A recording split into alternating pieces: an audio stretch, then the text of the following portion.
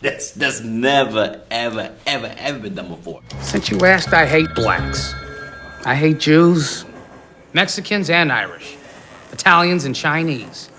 But my mouth to God's ears, I really hate those black rats. And anyone else, really, that doesn't have pure white Aryan blood running through their veins. I'm happy to be talking to a true white American. God bless white America. At what point did you decide to give the film a comedic vibe? Say it again? A comedy vibe. This I wouldn't use the word comedy. I think that it's humor. And that was something that my co-writer, Kevin Wilmot, and I decided early on. Because just the premise of the film is absurd. Black man infiltrates Ku Klux Klan. You hear that, you laugh. So we wanted to find the right balance between the humor and the serious subject matter. I think we were successful in doing that. Okay. Yeah, I caught myself laughing at some points, and then. But here's the thing, though. There are things. This is a very tricky film because there are things I've seen this. I've sat in audiences where people want to laugh and they're looking around to see if it's okay to laugh. Okay. But there's a lot of humor in it. But in addition to that, though, I wanted to make sure that at the end of the movie, no one's laughing. How do you get in the mind of a KKK member? Because you also filmed some intimate moments, the guy lying with his wife. So this is then... That scene has never been done before, ever. Yeah. To have two husband and wife, Klan members, in bed, in loving embraces, and loving embrace, talking about killing niggas. That's never, ever, ever, ever been done before. Yeah, but there's a reason probably, because we wanted to how would you know? We just couldn't have everybody running around with the torch and saying, yeah.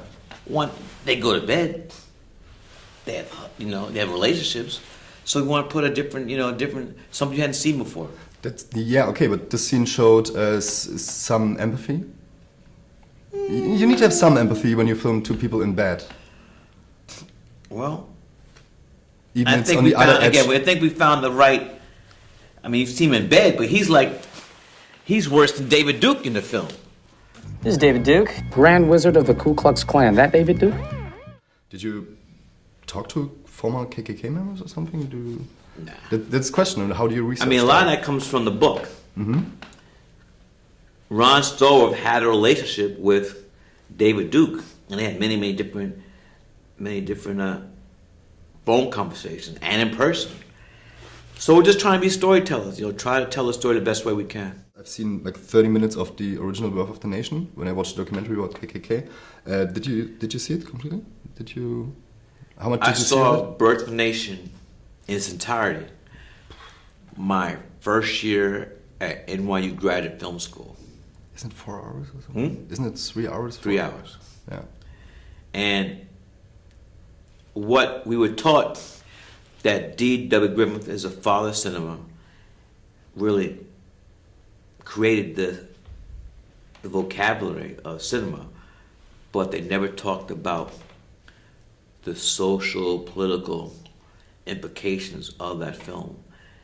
The KKK was dead. It was dormant.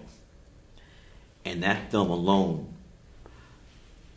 rejuvenated it, which led to who knows how many black people being lynched. Do you think it's still imaginable that there's still a new film that powerful that can reverse that? Oh yeah, cinema is very very powerful for us, for good or evil.